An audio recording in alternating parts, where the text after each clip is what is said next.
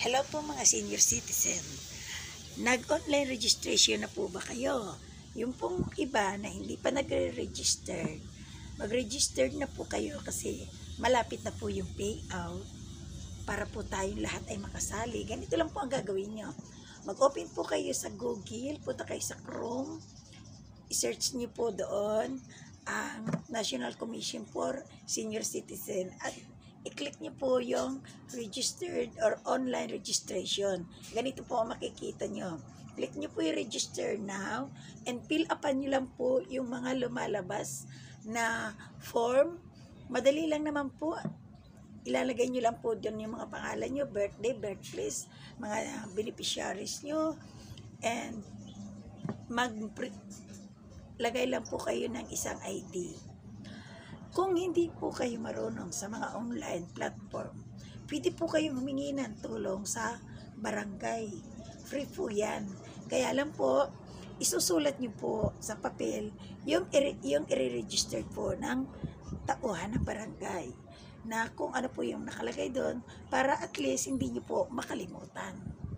And kapag po nakaka-registered na kayo, screenshot po nyo yung registration na papel na lumabas na sa katunayan ay kayo po ay nakapag-registered na.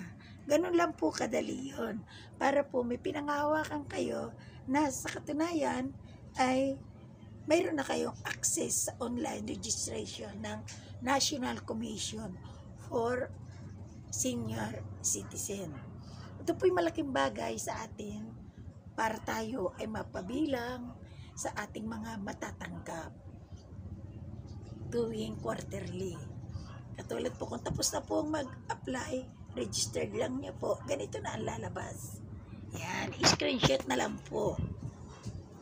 Madali lang po yan. Ready lang kayo ng isang ID. Punta kayo sa barangay. Kung hindi po kayo marunong mag-online registration sa mga cellphone, ganun lang po kadali.